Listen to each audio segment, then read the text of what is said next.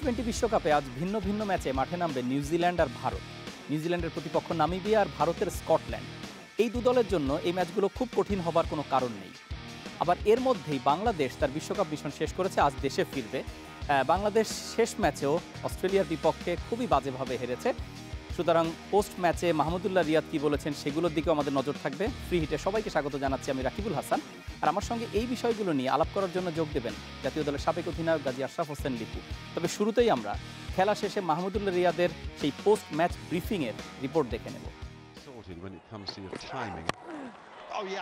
হতাশা, লজ্জা, ক্ষোভ আর আক্ষেপ, কোনো শব্দ দিয়ে যেন বাংলাদেশের এমন পারফরমেন্সের ব্যাখ্যা করা যায় না।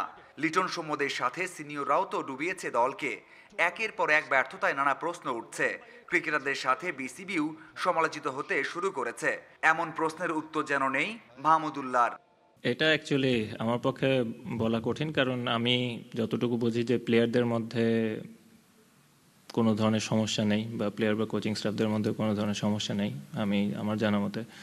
এবং আপনি যে ডিসিশনের কথা বললেন, এটা totally up to cricket board. একের পর এক ক্যাচ মিস হয়েছে, গুরুত্বপূর্ণ সময়ে ফিল্ডিংও মিস হয়েছে। সাকিব, সাইফুদ্দিন না থাকায় বোলিং লাইন আপও ধারাবাহিক ছিল না। তবে সবচেয়ে বেশি ভুগিয়েছে ব্যাটিংটা। প্রতি ম্যাচ শেষে সতীর্থদের আগলে রাখলেও এবার স্বীকার করে নিয়েছেন ব্যাটসম্যানদের জন্যই এমন বাজে অবস্থা দলের। শ্রীলঙ্কা আর ওয়েস্ট ইন্ডিজের ম্যাচটা ছাড়া পুরো টুর্নামেন্টে আমরা খুবই মানে বাজে পারফরমেন্স দিয়েছি। বাট এখন এই কথাগুলো তো অ্যাকচুয়ালি বলেও লাভ নেই, কারণ আমরা বাজে পারফরমেন্স করেছি। স্পেশালি আমি খুব হতাশ যে আমরা যেভাবে ব্যাটিং করেছি, specially it is totally unacceptable. Coaching স্টাফদের নিয়ে প্রশ্ন উঠতে শুরু করেছে। বিদেশের মাটিতে কোনো সাফল্যই আসছে না ডমিঙ্গোর অধীনে। তাহলে কি বাংলাদেশের দরকার হাথুরুর মতো হেডমাস্টার? প্রতিটা কোচেরই ডিফারেন্ট ক্রাইটেরিয়া থাকে, ফিলোসফি থাকে কোচিং করানোর। হাতুরু সিং এর সময় যেরকম হয়তো বা একটু বকা জাগা হতো, বা হয়তোবা ও হয়তো এভাবে করে না, ও হয়তো বা একটু ড্রেসিং রুমটা কাম রাখার চেষ্টা করে। তো এক এক কোচের এক এক রকম স্ট্র্যাটেজি থাকে, ফিলোসফি থাকে। তো এটা নিয়ে আমার কাছে মনে হয় যে মন্তব্য করাটা ঠিক হবে না। টানা ব্যর্থতায় কথা উঠতে শুরু করেছিল মাহমুদুল্লাহর অবসরের। স্পষ্ট জানিয়ে দিয়েছেন এমন কোনো সিদ্ধান্ত নেবেন না এখনই। দ্রুত ঘুরে দাঁড়িয়ে পাকিস্তান সিরিজে ভালো করতে চান টাইগার অধিনায়ক। মাঝারুল ইসলাম, ইন্ডিপেন্ডেন্ট নিউজ, দুবাই, সংযুক্ত আরব আমিরাত। আমরা যেমনটা বলছিলাম যে বাংলাদেশ পুরো বিশ্বকাপ মিশন শেষ করেছে এবং সেটা যথেষ্ট বাজেভাবেই। সত্যি কথা বলতে সুপার 12-এর একটি ম্যাচও বাংলাদেশ জেতেনি, বাছাই পর্ব কোনো রকমে পার হয়েছিল। এই বিষয়গুলো নিয়ে তো আলাপ করবে। আপনাকে স্বাগত জানাচ্ছি আমাদের অনুষ্ঠানে। আজকের ম্যাচ মানে বিশ্বকাপ বাংলাদেশের জন্য এখন শুধুই উপভোগের। বাংলাদেশ যেহেতু আর নেই, আজকে ফিরে আসবে। আলোচনাটা বাংলাদেশ দিয়েই শুরু করি। অস্ট্রেলিয়ার সঙ্গে যেভাবে ফিনিশ করলো, মানে আমরা সবাই তাকিয়েছিলাম যে শেষটাও যদি একটু বেটার হয়, সেটা তো হলো না, বরঞ্চ আরও বেশি খারাপ হয়ে গেল। অনেক সময় হয় কি, বেশি ভালো করতে গেলে বেশি খারাপ হয়ে যায়। এটা একটা জিনিস ঘটে। যেহেতু খেলাটা টি-20, আমার ধারণা ছিল যে বাংলাদেশ চেয়েছিল যে অ্যাটলিস্ট লাস্ট খেলাটা একটা মানে ভেরি আই ক্যাচিং একটা পারফরমেন্স করা যায় কিনা। মানে আমি টিমের সঙ্গে থাকলে আমি সেই চেষ্টাটা করতাম, কিংবা দলকে সেভাবে মোটিভেট করার চেষ্টা করতাম। এবং প্রতিপক্ষের হিসাবে মানে আনফর্চুনেটলি অস্ট্রেলিয়া হয়ে গেছিলো অনেক কঠিন একটা দল।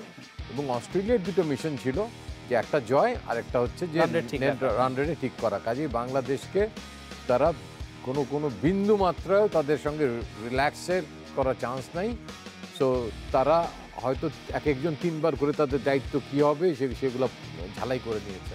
এবং বাট আমাদের জন্য ফর্চুনেট যেটা ছিল, যে আমার কাছে মনে হয়েছিল যে এর আগের ম্যাচটা এরকম অলমোস্ট টেস্ট প্লেয়িং উইকেটের মতো একটা উইকেটের টি-20 ম্যাচ খেলতে হয়েছিল। সেই জায়গায় একটা ভালো সহায়ক উইকেট ছিল, ব্যাটিং সহায়ক উইকেট, যেখানে নাকি একটা ভালো স্কোর পুট আপ করা যেত। হয়তো ম্যাচ জেতা যেত না অস্ট্রেলিয়ার সঙ্গে, 160 করলেও হয়তো আমাদেরকে হারতে হতো এই ম্যাচ। কিন্তু সেই জায়গায় হয়তো নিয়ে যাওয়া যেত যদি একটা ভালো শুরু হতো। ইনিশিয়ালি স্টার্ক এবং হ্যাজেলউডকে যদি মোকাবেলাটা করা যেত। আমার কাছে কখনোই মনে হয়নি, এখনও বিশেষ করতে কঠিন হয় যে জাম্প আপনাদের সঙ্গে 5 উইকেট নিয়ে গেছে তার 4 ওভারে।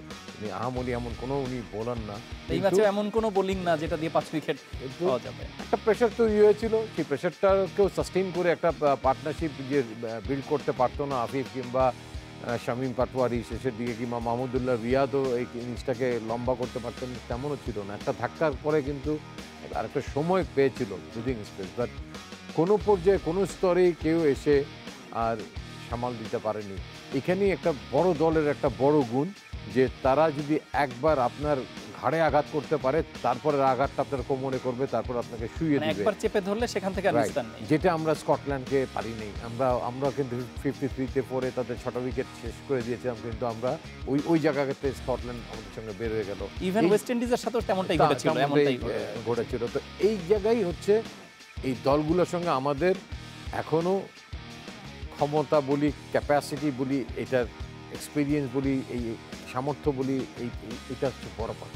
আচ্ছা, আরেকটা বিষয় আমার সবসময় মনে হয়, যেমন আমরা হাঁটতে হাঁটতে তারপরেও আশা করছিলাম শেষ ম্যাচটা একটা স্টেটমেন্ট, নিশ্চয়ই ক্রিকেটাররাও সেভাবে ভাবেন, কিন্তু যখন লড়াইটা ইমোশন এবং পেশাদারিত্বের হয়, মানে আমরা তো পুরোপুরি যতই মুখে বলি না কেন, এখনও কোনো সেক্টরে, শুধু ক্রিকেট না, বাংলাদেশে পেশাদারিত্বের অভাব সব জায়গায় চোখে পড়ে, ক্রিকেট দলের মধ্যেও সেটা আছে।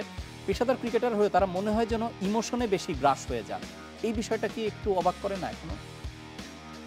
এই জায়গাটাতে ইমপ্রুভ করতে হবে। আমরা তো একটু ইমোশনাল জাতি, কান কথা শুনি সর্বপর্যায়ে। মানে আপনি দেখবেন যে অনেক বড় পোস্টে বসে আছে হয়তো কোনো কর্পোরেটের, সরকারের, কিংবা তো তারাও কান কথা শোনে, তো কিংবা ইমোশনাল হয়ে যায়, ইমোশনালি অনেক স্টেটমেন্ট দিয়ে ফেলে, যেটা হয়তো 2 দিন পরে হলো দিত না, বাট ওই দিন দিয়ে ফেলে, চাপ বেড়ে যায়, আরো চাপ বাড়ে। ন্যাচারালি 16 কোটি লোকের প্রত্যাশা, অত্যন্ত জনপ্রিয় এই একটা দল আমাদের। তো সেই কথার সঙ্গে আমি একমত। ডেফিনেটলি। যদি ব্যাটারদের কথা একটু যাই, যে পুরো সিরিজ মানে টুর্নামেন্টে একদম সেই বাছাই পর্ব থেকে শুরু করে মূল পর্ব পর্যন্ত যে বিষয়গুলো নিয়ে আমরাও আলোচনা করেছি, কিন্তু তার কোনো রিকভার হয়নি। মানে আমি লিটন সৌম্য যে পেয়ারটা নিয়ে তাদের অল্টারনেটিভ করে খেলানো হলো, তারা একসঙ্গে খেলার সুযোগ পেল, কোথাও কোনো মানে পরের যে জেনারেশন আমরা বলি, তারা তো পরের জেনারেশন, সেখান থেকেও কোনো আশার লক্ষণ নেই। এবং ইনফ্যাক্ট অ্যাজ ওয়েল অ্যাজ যদি আমি আফিফের বিষয়টা বলি, এই যে অপরচুনিটিগুলো ক্লিনলি পেলো, এখানে আমরা আসলে পেলাম কি, তাকে নিয়ে কি স্বপ্ন সামনে দেখার সুযোগ আছে? এখন আপনি আফিফদেরকে বাদ দিয়ে তো কিছু চিন্তাই করতে পারেন না। এখন যে পরিস্থিতি, সেটা হচ্ছে যে মানে কিছুদিনের মধ্যে, কয়েক বছরের মধ্যেই মানে আলটিমেটলি এই ফরম্যাট থেকে সিনিয়র, আমাদের দেশের সিনিয়র প্লেয়াররা বিদায় নিবে। কেউ ইনজুরির কারণে নিবে, কেউ এই ফরম্যাটটাকে আর পছন্দ করবে না, নিজেরা সরে যাবে, অথবা নির্বাচিত হবে না। তিনটা কারণেই সরে যাবে উইদিন 1 to 2 ইয়ার্সের মধ্যে। তাহলে কি সিনিয়র প্লেয়ার হয়ে যাচ্ছে সৌম্য সরকার, লিটন দাসরা সিনিয়র প্লেয়ার হয়ে যাবে এই ফরম্যাটে, অ্যান্ড দেন জুনিয়র হিসেবে আফিফ, তারপরে শামীম, তারা তখন মিড লেভেল হবে। এবং তাদের প্রতিনিধিত্বকারী হিসাবে যদি ধরি, আফিফের কথাই যদি ধরি, তার উপরে কিন্তু আমার এক্সপেকটেশন অনেক বেশি ছিল যে তিনি প্রথম একাদশে খেলবেন, তিনি তো ফিনিশ করবেন। হয়তো তিনি যেটা পাননি সেটা হচ্ছে যে ফিনিশ করার মতো একটা প্রতিকূল পরিবেশ হয়তো পাননি, যে অনেক বেশ কিছু একটা রান হয়েছে, 130-এ তিনি ঢুকেছেন, গিয়ে ফিনিশ করে 170 ওই পরিস্থিতি পাননি। কিন্তু যেহেতু খেলাটা ক্রিকেট, আপনাকে আবার বেটার পরিবেশ আপনি পেতে পারে, যে 4টা উইকেট চলে গেছে, হাতে এখনো আরো 12 ওভার আছে, যেটা ঘটলো সাউথ আফ্রিকার এগেনস্টে। তাহলে আমার ফিনিশিংয়ের রোলটাকে একটু মডিফাই করতে হবে, আমাকে গিয়ে উইকেট একটু সেটেল ডাউন হতে হবে, আস্তে আস্তে কিছু রান করে দেন আমাকে খেলাটাকে 16 ওভারে 17 ওভারে নিয়ে গিয়ে ফিনিশিংয়ের রোলটা প্লে করতে হবে, প্রেফার করে দিতে হবে। তো একই জিনিস তিনি অস্ট্রেলিয়ার সঙ্গেও পেলেন। তো যারা উপরে খেলে তারা কিন্তু অনেক ধারালা বোলিংকে ফেস করতে হয়, এটা কিন্তু মনে রাখতে হবে। যারা নিচের দিকে খেলে তারা কিন্তু কম্পারেটিভলি চকচকে বল খেলে না, ওই একটা অ্যাডভান্টেজ তাদের আছে, আবার ডিসঅ্যাডভান্টেজ আছে, ফিনিশিংয়ের রোল প্লে করতে হবে, ম্যাচ জেতাতে হবে, বেশি একটা বাড়তি চাপও তাদের থাকে। কিন্তু এই সুযোগগুলা কাজে লাগাতে পারেনি। এটা দুটো কারণ হতে পারে। একটা হতে পারে যে মানুষের শরীরটাকে হয়তো দেখা যায়, মনটাকে তো রিড করা খুব মুশকিল, কতখানি শ্যাটার্ড, বিকজ এরা তো এখনো সফট। তো কিন্তু যেহেতু ন্যাশনাল টিমে আসছে, তো আমরা আশা করব যে তাদের সেই খুলিটাও অনেক শক্ত হয়েছে, মাথার খুলিটাও শক্ত হয়েছে, দেখেই তারা জাতীয় দলে এসছে, এবং এরকম বড় বড় দলের সঙ্গে এরকম বড় আসরে তাদেরকে নির্বাচিত করা হয়েছে প্রতিনিধিত্ব করার জন্য। বাট সেই জায়গায় মানে কাউকে এরকম দাঁড়াতে দেখিনি। যে আমার কাছে মনে হয়েছে যে আত্মবিশ্বাসের জায়গার থেকে এবং মানসিক জায়গার থেকে, দুইটা জায়গার থেকেই অনেকে কলাপস করেছে। আমরা একটু বিশ্বকাপের মানে পুরো বিশ্বকাপটা নিয়ে যখন আলাপ করবো, আপনি যদি প্যাটার্নটা দেখেন, এবার কিন্তু আর্লি, যেটা আমরা প্রথম দিকের 6 ওভারের কথা বলি, সেখানে কিন্তু রান করার দিকে খুব মনোযোগ অনেক ক্ষেত্রেই আমরা দেখি না। সেই তুলনায় স্লগ ওভারে আপনি যদি বাট্টারের সেঞ্চুরি দেখেন, আপনি যদি গাপটিলের 93 যেটা করলো, ইভেন রিজওয়ান পাকিস্তানে একটা দারুণ ইনিংস খেললো, এই প্যাটার্নটার জন্য কি উইকেটের যেরকম উইকেট দেখছি সেটাই কি মূল দায়ী?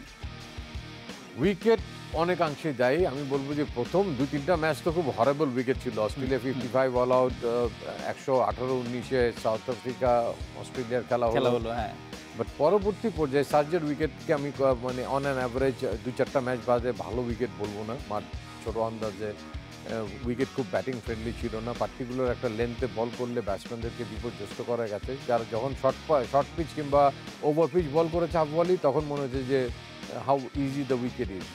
বাট উইকেট আসলেই খুব সহজ ছিল না।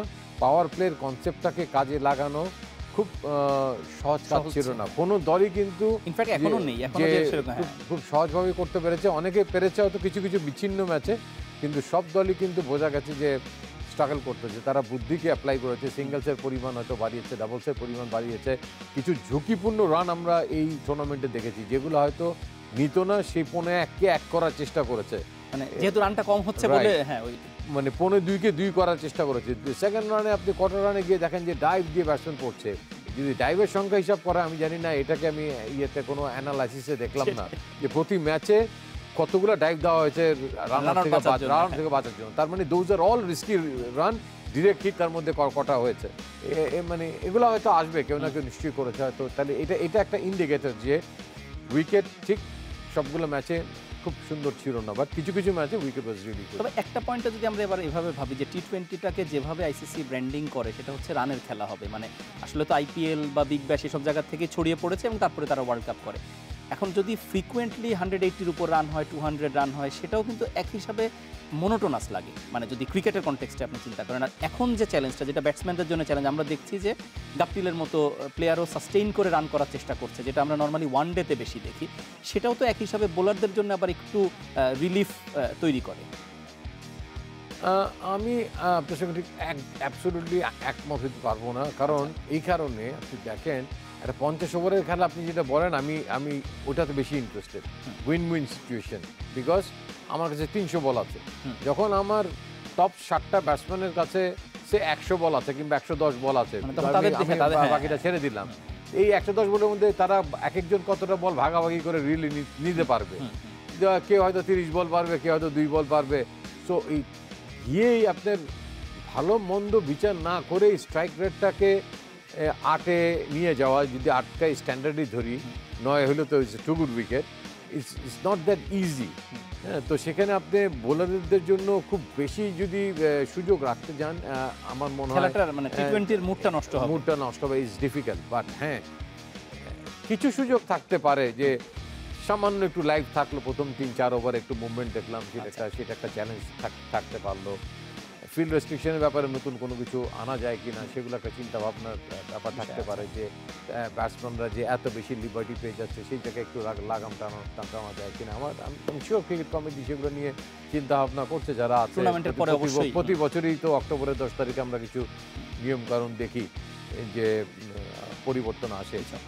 দুই দিক থেকে 2টা নতুন বল আসতে পারে, সঙ্গে ম্যাচে আমরা দেখেছি। তো কাজেই এই একটা জায়গায় আমরা আমাদের লেগ স্পিনারকে দেশে বলতে ক্লান্ত, সবাই আলোচনা করতে করতে ক্লান্ত, কিন্তু আমাদের লেগ স্পিনার ফেরত পাঠিয়েছি, যে কোনো কারণে হোক। রাখারও প্রয়োজন মনে করি নেই, যে কোনো ম্যাচে যদি লাগে, আমরা কেউ যদি ইনজোর্ড হয়, এনে তাকে যে খেলাতে পারে। ইভেন নেটেও তো কাজে লাগে, মানে যখন আমরা প্র্যাকটিসটা করবো, সেটা খুব ইম্পর্টেন্ট। কাজী আশরাফ হোসেন লিপু, আমরা আরও কথা বলবো, একটা বিরতির সময় রয়েছে। আজকের যে ম্যাচগুলো নিয়ে আমরা কথা বলছিলাম, তার মধ্যে ভারতের যে ম্যাচটা স্কটল্যান্ডের সঙ্গে, সেই ম্যাচের কিন্তু একটা বড় বিষয় হচ্ছে যে ভারত যেহেতু শুরুতেই ব্যাকফুটে চলে গিয়েছিল, দুটো খুব বাজে হার নিউজিল্যান্ডের সঙ্গে এবং পাকিস্তানের সঙ্গে, তাতে রান রেটে এত খারাপ অবস্থা ছিল যে আফগানিস্তানের সঙ্গে উইনটা দিয়ে তারা রান রেটটাকে একটা নিউট্রাল জায়গায় আনতে পেরেছে। যদিও তাদের শুধু রান রেট ঠিক করলেই হবে না, আরোই হিসাব নিকাশ আছে, কিন্তু আজকে তাদের তো রান রেট ঠিক করার মিশন, আরও ভালো করার মিশন।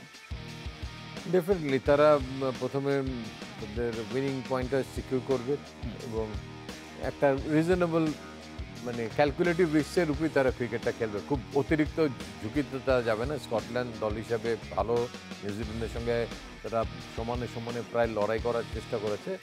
তো ভারতের সঙ্গে তাদের শক্তিমত্তার পার্থক্য অনেক হবে, বাট তারপরে আমার মনে হয় যতটুকু সম্ভব তারা এই অ্যাডভান্টেজ কাজে লাগানোর চেষ্টা করবেই। মানে ঠিক যেভাবে অস্ট্রেলিয়া গতদিন 6 ওভারে জেতার একটাই কারণ ছিল, তা না হলে হয়তো এতটা অ্যাগ্রেসিভ কেউ খেলে না রান রেট ঠিক করা। এখানে এত প্রেশার হয়তো থাকবে না, একটা রিজনেবল সাইজের বিক্রি হলেই আমার মনে হয় দ্যাট ইজ গুড এনাফ।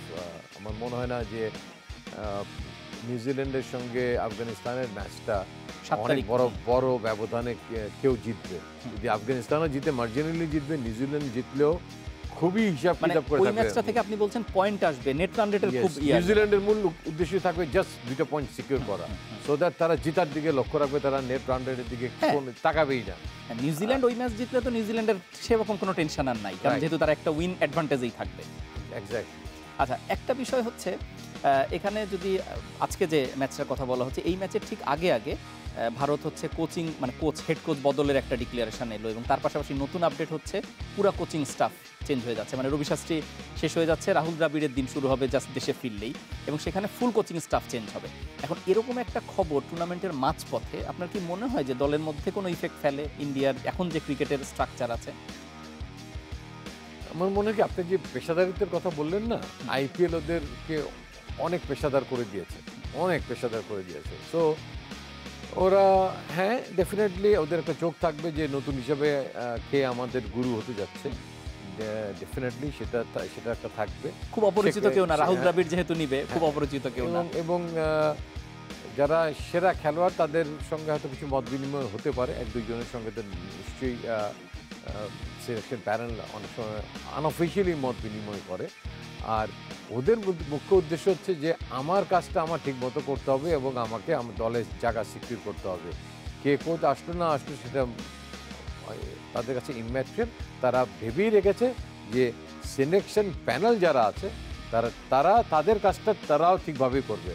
প্লেয়ারদের কাজটা যেমন প্লেয়ারদের মাঠে সেরা পারফর্মটা করা, তাদেরও নিশ্চয়ই আস্থা আছে যে এই প্যানেলটা যারা নির্বাচন করবে তারাও তাদের মতোই রোল প্লে করে এবং অভিজ্ঞ এবং সঠিক কাজটাই করবে। কোনো সন্দেহ নেই, স্ট্যাবলিশ প্লেয়ারদের হিসাব তো একরকম, তার বাইরে আপনি যদি দেখেন যে এত ভালো খেলেও ঈশান কিষানের জায়গা যে একদম ফিক্স তা না, সূর্যা কুমার তারা কিন্তু মানে একজনের বদলে আরেকজন খেলছেন, এরকম চলছে। এর পাশাপাশি কিছুদিন আগ পর্যন্ত ঋষভ পান্তের যতটা প্রশংসা ছিল, একটু কিন্তু প্রশ্ন ওঠা শুরু হয়েছে। ফলে তাদের এই মানে ওই জায়গাটায় তারা আসলে অনেক পেশাদার বাকি টিমগুলোর তুলনায়। তাদের তো হাতে অনেক খেলোয়াড় আছে যারা নাকি প্রুভেন খেলোয়াড়, আইপিএলে পারফর্ম করে কিংবা ডোমেস্টিক ক্রিকেটে পারফর্ম করে প্রুভেন প্লেয়ার, এবং আমরা হয়তো জানিও না যে তারা অনেক ট্যুর করে বিভিন্ন দেশে। সেই পারফরমেন্সগুলো আমরা হয়তো সবসময় সাধারণ মানুষ হিসেবে আমাদের নজরে আসে না, আপনাদের হয়তো সাংবাদিকদের কাছে আসে। তো তাদেরকে একটা চ্যালেঞ্জের মধ্যে আমার মনে হয় তারা সিস্টেমটাকে বিল্ড আপ করে রেখেছে যে তাদেরকে সবসময় একটা চ্যালেঞ্জের মধ্যে থাকতে হবে যা টিমে থাকার জন্য, এবং টিমে আসতে গেলেও ভালো করেই যে আসতে হবে সেরকম একটা পাথওয়ে তারা সবসময় তৈরি করে রাখে। একটু বাংলাদেশের দিকে আরেকবার যদি তাকাই, বাংলাদেশের এই বিশ্বকাপে ব্যাট হাতে সবচেয়ে সফল হচ্ছে নাঈম শেখ, 174 করেছেন। যদিও সব পারফরমেন্স খারাপ গেছে বলে হয়তো বা তার স্ট্রাইক রেটটা নিয়ে খুব আলাপ হয় না, কিন্তু তারও টি-20 অ্যাপ্রোচ নিয়ে একটা প্রশ্ন আছে। ইনফ্যাক্ট মাহমুদুল্লাহ রিয়াদ ক্যাপ্টেন, অনেক সমালোচনা হচ্ছে, কিন্তু 169 তার রান, বাকিদের রানটা এতই খারাপ, আমি সেটা বোঝানোর চেষ্টা করছি। নাঈম শেখকে নিয়ে আপনি যদি একটু বলেন যে টি-20তে তাকে অবভিয়াস ধরা হচ্ছে, কিন্তু তার অ্যাপ্রোচ কি আপনার মনে হয় যে টি-20 টপ লেভেল অ্যাপ্রোচ তার মধ্যেও আছে? দেখেন, একটা সময় ছিল জয়সূর্যদের অ্যাপ্রোচটা দেখতাম, প্রথম চেঞ্জেসটা যে আসলো 96-এ, তারপর পর্যায়ক্রমে এই চেঞ্জেসগুলো এসছে, অনেক মার্কার ব্যাটসম্যান এসছে, আমরা পিঞ্চ হিটার দেখেছি, বিভিন্ন কিছুরই কিন্তু চেঞ্জেস এসছে। এখন ওপেনাররাই আসে সেইভাবে বিল্ড হয়ে। তো নাঈম শেখের ব্যাপারে আমার কাছে মনে হয়েছে যে তিনি শর্ট মিড উইকেট রিজনে 3টা আউট হয়েছেন, আউট হয়েছেন না, দুবার ড্রপ হয়েছে তার ক্যাচ। লাস্ট ম্যাচে সাউথ আফ্রিকার সঙ্গে এখানে আউট হয়েছেন, আজকে তার লাস্ট ম্যাচটায় স্কোয়ারে আউট হয়েছেন ফুল হুক করতে গিয়ে। ডিপ মিড উইকেট তার একটা জায়গা আছে যেখানে তিনি 6 মারেন, এবং একটা ম্যাচে তিনি ওখানেও আউট হয়েছেন। তো তার আউট হওয়ার জায়গাগুলোকে যদি আপনি আবার বিশ্লেষণে আনেন তাহলে দেখা যাবে যে তার মানে তার শটের লিমিটেশন আছে। ওয়াগন হুইলটাকে দেখলে বোঝা যাবে যে তার স্কোরিং জোনের মধ্যে কিছুটা সীমাবদ্ধ আছে। তো এরকম সীমাবদ্ধতা নিয়ে তিনি সফল হতে পারবেন না, বিকজ অ্যানালিস্টরা বসে আছে বাইরে।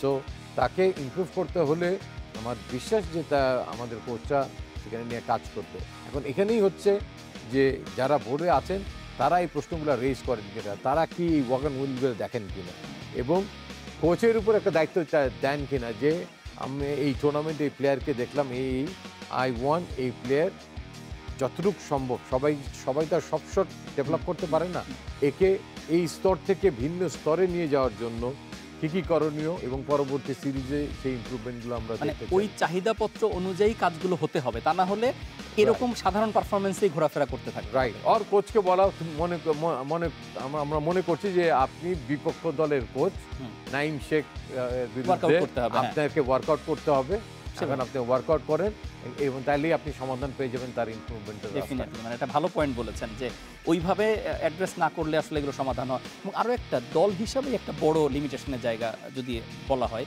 ডট বল বাংলাদেশ খুব বেশি খেলে, ইভেন টি-20তেও। আর তার পাশাপাশি আবার স্কোরিং শট যখন আমাদের ওই ডিমান্ডটা তৈরি হয়, সেখানে আমরা ফিজিক্যালি তো পিছিয়ে, মানে আমাদের একটা মানে ম্যাচে দেখা যাবে যে 4-6-এর যে পরিমাণ আমরা ওটা কাভার করতে পারি না। তো যদি আমি কাভার না করতে পারি, তাহলে ওই ডট বলগুলো যদি অ্যাড্রেস না হয়, তাহলে যোগফলে তো কোনোভাবেই আমরা কম্পিটিটিভ মোডে যেতে পারবো না। আমাদের যে সমস্যাটা আমার কাছে মানে চোখে পড়ে আইপিএল খেলা দেখে কিংবা অন্যান্য খেলা দেখে, পিচ একটা ফ্যাক্টর অবশ্যই, যে আমার যদি প্রথম থেকে স্ট্রাইক রেটটা থাকে 7 কিংবা 8 হোয়াট এভার ইট ইজ, আমাকে প্রথম থেকে তার কাছাকাছি পর্যায়ে মেনটেন করতে হবে। এটাকে যদি আমি নিয়ে যাই যে 12তে 11তে, এবং আমি আশা করি যে আমার শেষের দিকের ব্যাটসম্যানরা গিয়ে সেটাকে করে ফেলবে, 8 নম্বর 9 নম্বর ব্যাটসম্যান গিয়ে, ইজ বি ডিফিকাল্ট।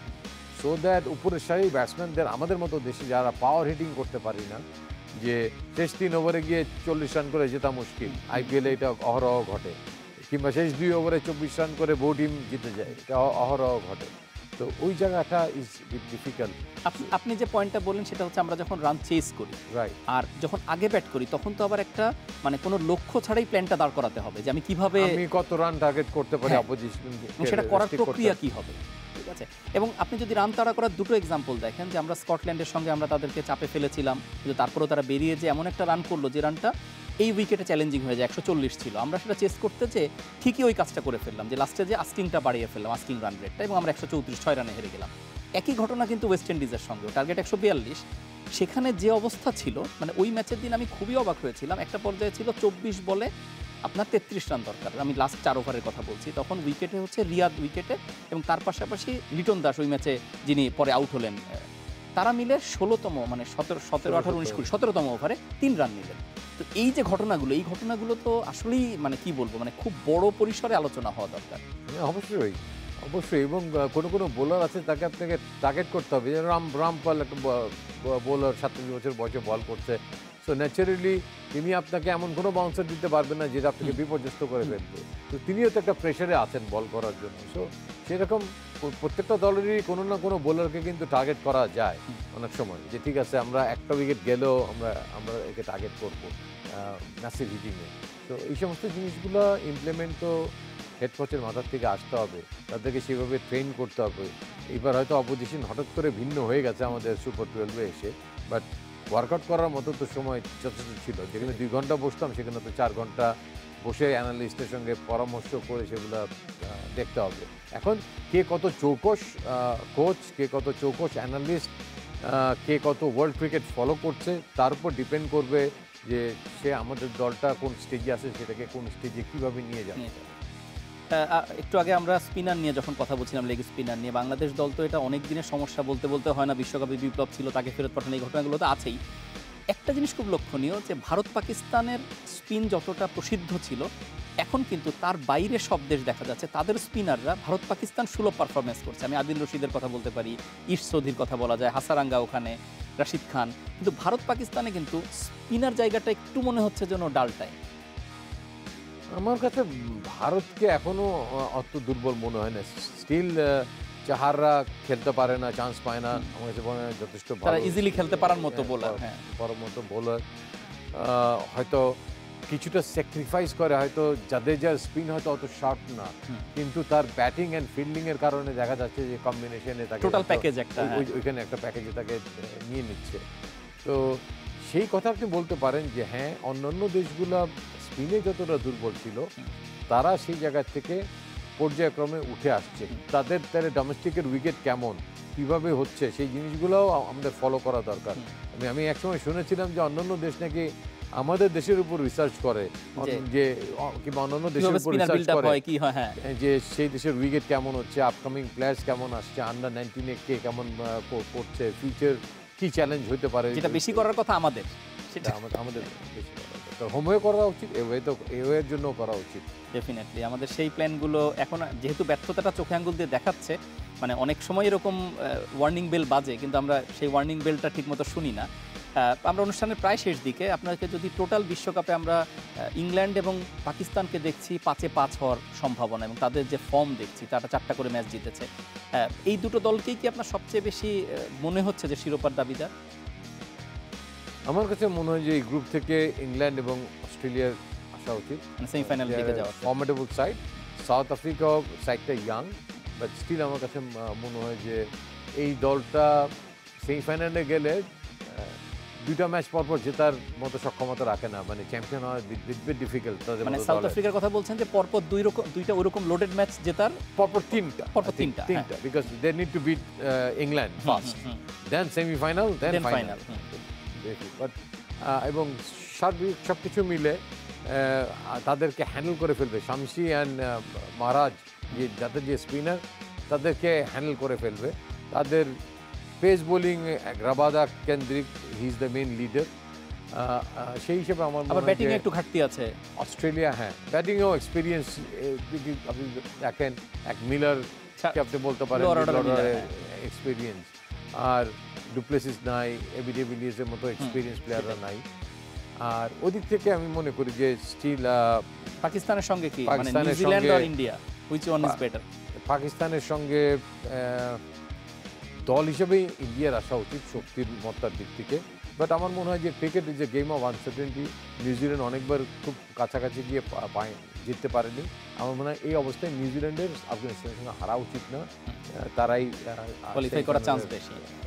কাজী আশরাফ হোসেন লিপু, আপনাকে অসংখ্য ধন্যবাদ আমাদের সঙ্গে যোগ দেওয়ার জন্য। আপনাকে ধন্যবাদ। দর্শক, এই ছিল ফ্রি হিটের আজকের আয়োজন। বাংলাদেশ দলের বিশ্বকাপ মিশন শেষ, এখন অন্য যে দলগুলো আছে সেমিফাইনালের হিসাব নিকাশ চলছে, আমরা সেসব নিয়ে আলাপ করলাম। দেখা হবে আগামী দিন অন্য কোনো অতিথি নিয়ে।